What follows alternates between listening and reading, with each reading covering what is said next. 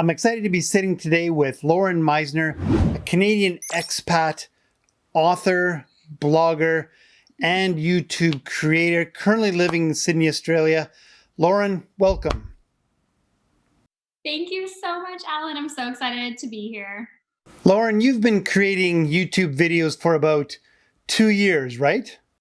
Yeah, about 2 years. I started my channel to document my move to Australia, but then I took about like a 10-month hiatus when I first moved here because I don't think I realized how intensive moving to another country would be. I did start it about 2 years ago, but I've been posting consistently for about a year. Right. Now, you've been helping people understand what it takes to get to Australia, and then once you're there, what you can expect. First and foremost, I'd like to thank you for all the help that you've been giving people. Oh, thank you. Yeah, that's kind of, I guess, the direction that my channel went because I was in the recruitment industry when I first moved here. So I was constantly, interviewing and meeting people that were either on visas and looking to move jobs or wanted to move here and had to navigate that process. So I kind of started my channel like that.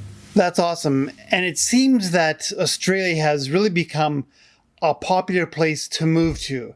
And clearly you're loving it, right?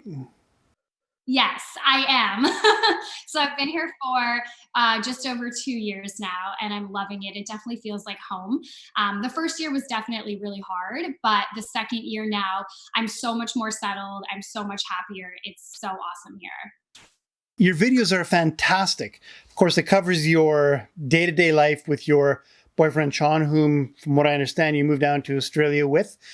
But also a new addition, your three-legged wonder dog, Pumpkin. Yeah.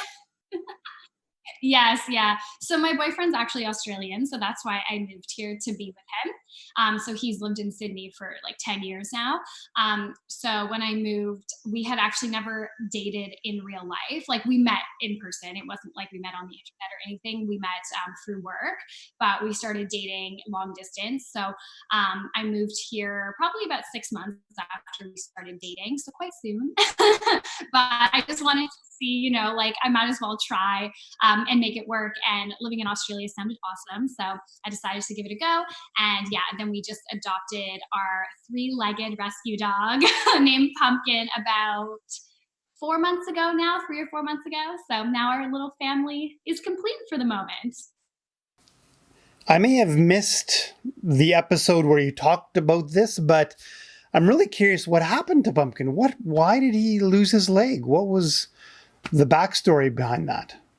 When we adopted her, she had a broken leg, and they told us that she would have to go through surgery to get it fixed. They don't really know what happened. The person that brought her into the shelter said that they saw her get hit by a car, but when the vet looked into her leg, it had already been healed.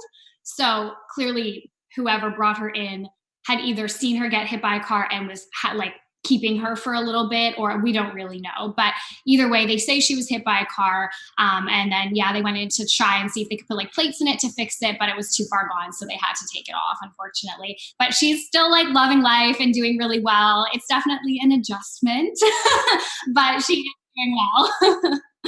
That's great to hear. Now, one really striking thing about your videos is that you don't seem to be afraid to show your vulnerability at all. And some of your videos are quite emotional. Yeah. I think that like if you're gonna put your life online, like with YouTube and stuff, you kind of that's what people want to see. Like that's what I want to see. Like when I have a favorite YouTuber, for example, like I don't want to just see their life be perfect 24/7. So when I am having moments of weakness, I try to remember to turn on the camera just so that I can show people like this is what it's actually like to go through whatever I'm going through. But I think when you start something like YouTube, you kind of have to make that decision that you're going to put everything out there, right? It's especially if you're a vlogger like I am, because I do weekly vlogs of just my life. It's kind of like filming your own reality show, and it would be a really boring reality show if you only showed the highlights. So that's kind of my, I guess, take on it. Well, it's actually quite refreshing compared to what we see Yeah. a lot of on YouTube. Now, Lauren, you've been writing for quite some time now, and I'm curious about your move to YouTube and whether or not your addiction to reality TV shows contributed to that move. Yes, probably.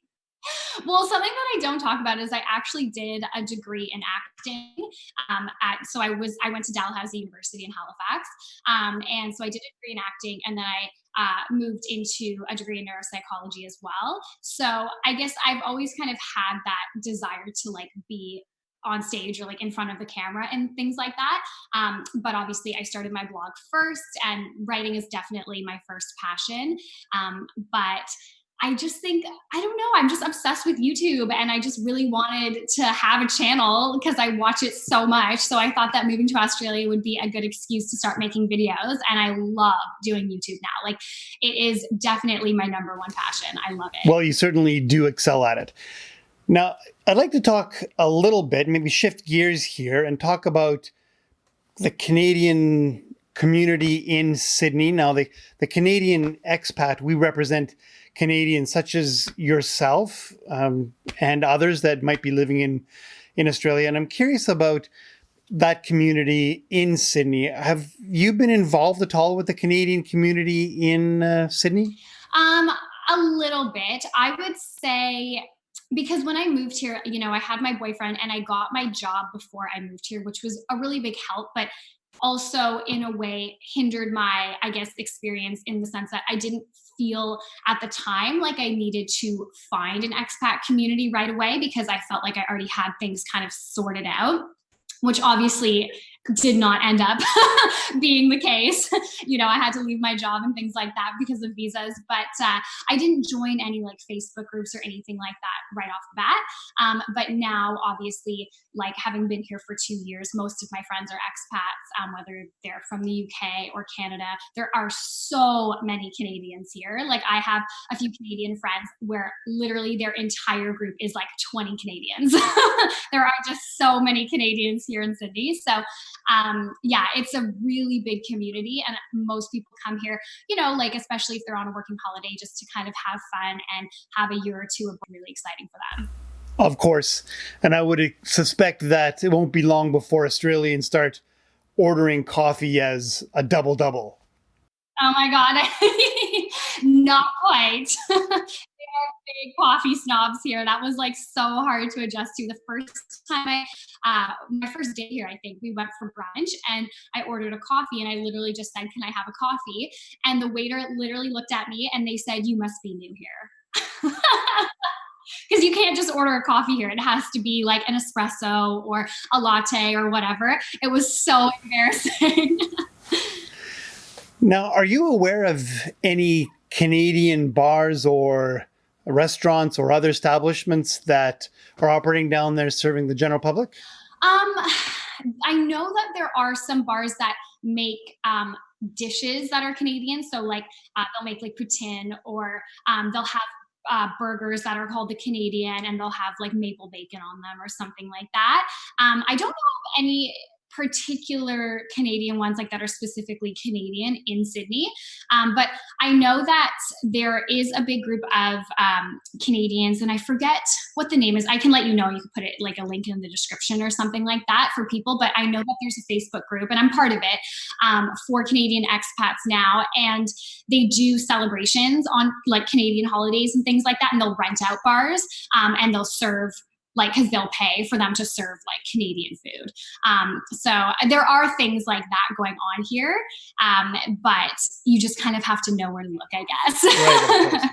And as you mentioned earlier as well, many people may arrive with already a support group in place by the time they get to Australia. Yeah, and I do wish, like now looking back, that I had done that, because I think it would have made my transition way easier. But you know, obviously hindsight is 2020, and at the time I was like, "Oh, I'll be fine. Like, I'll just make friends with all my boyfriend's friends. Like, I'll be like friends with all the Aussies," and that's just like not really how it works out. So, kind of in the same vein, I'm curious about the attitude towards Canadians in Australia. Yeah.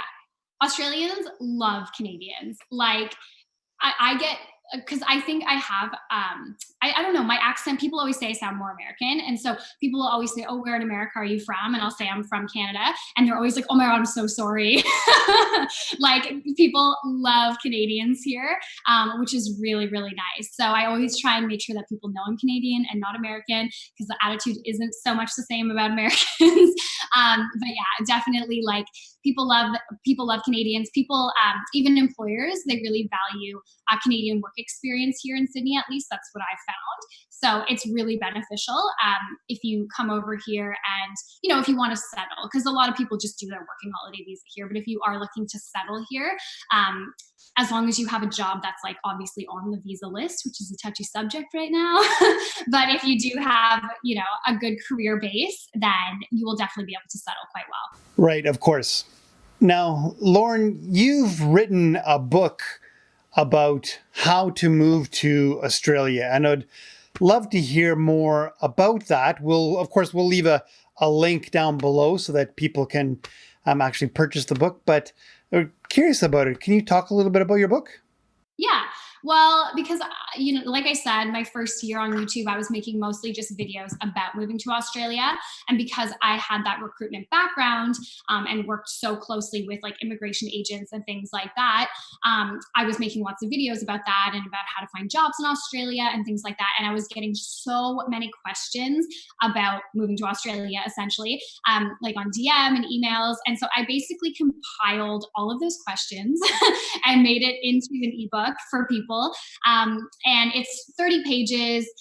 It's not, it's not like a step-by-step guide, because that would be almost impossible for every single type of person in the world, essentially, to follow that. But I basically took all of the information that you would need to know about moving to Australia, specifically, like, I don't know how to explain it, like the country itself, if that makes sense. So, like, I went through all the different visas that you could get depending on your age and your career experience and things like that. And then the second chapter, I talk about, like, finding housing in Australia. So it's not so much about making the move from your country. It's more about, like, once you've decided to move, here are the things that you need to know. So it's kind of helping you adjust to the culture, set yourself up, find your visa, find a job, all of that. That's great. And it's a huge resource. And I don't know if there are a lot of other books like that, but I'd imagine that it's flying off the shelves. Yes. Well, it definitely was when I first released it. I released it probably about, like, 8 months ago now. But yeah, definitely when I first released it, it was right off of the heels of the visas completely changing, because that kind of happened overnight. The government, like, completely wiped out one of the visas, like the work visas that everybody was on. It was totally unexpected. And so I was lucky because I was almost about to publish my book. And then that happened. And I was like, okay, I have to edit it now. But yeah, so all of the new visas and all of those new regulations are in the book. That's great. And of course, as I mentioned, we'll be leaving a link down below so that people can get the book. But what if somebody wanted to contact you directly with questions? How would they go about doing that? Yeah. Probably Instagram DM is the best way. So, like, you can leave a link to my Instagram, but it's just lauren.meisner. That's my handle. And yeah, just send me a DM. And if it's a really long question that you have, I might send you my email address so that I can, kind of answer it like that.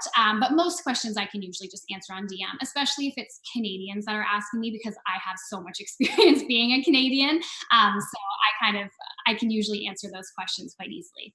That's fantastic. Now, I don't want to take up a lot of your time. Once again, Lauren Meisner, Canadian expat, author, blogger, and up-and-coming super YouTube creator. Thanks so much for joining me, Lauren. It's been great to have you here. Thank you so much, Alan. Talk to you later. Of course. And for all of you, don't forget to like this video and subscribe to the channel. Look forward to seeing you next time.